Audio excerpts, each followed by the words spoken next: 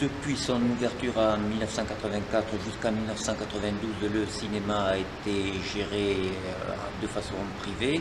À partir de 1992, la gestion a été confiée dans un premier temps à un office municipal et jusqu'en 2017, dans un second temps, à une association de spectateurs qui avait vu le jour quelques années plus tôt.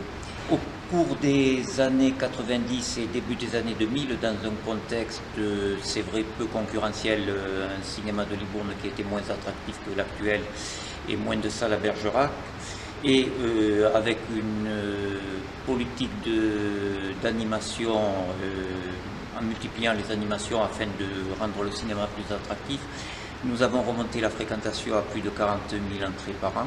Ensuite, un contexte plus général, à partir de 1983 et la création de l'Agence pour le développement régional du cinéma qui avait entre autres pour mission de tirer des copies pour les petites salles, les mono-écrans et les petits cinémas ont eu accès à plus de films.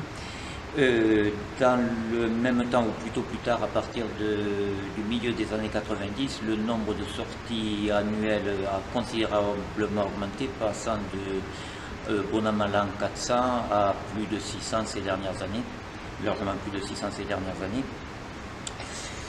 De plus, en pays foyer, nous avons la chance d'avoir des publics qui, intéressés par un spectre large de films, qui vont des comédies familiales à des films d'auteurs exigeants.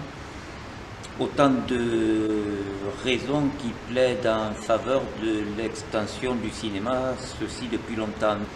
Depuis 2001, en 2001, j'ai demandé à ce qu'on fasse une étude de marché pour vérifier l'éventualité de l'extension de la salle actuelle. Étude de marché qui a révélé la pertinence de cette extension. Extension qui arrive enfin et qui peut être importante pour le pays foyer. Toutes les études qualitatives montrent que la salle de cinéma est le lieu culturel plébiscité par les Français et donc participe à l'attractivité des territoires. Ça peut être aussi le cas pour le nôtre. La pratique de la salle de cinéma participe aussi au vivre ensemble. C'est un outil pédagogique à travers les dispositifs scolaires et plus généralement c'est l'outil de diffusion culturelle le moins onéreux.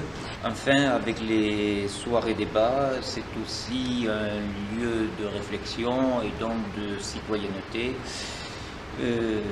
Autant de raisons de travailler à rendre un cinéma attractif avec des salles agréables et avec des personnels compétents.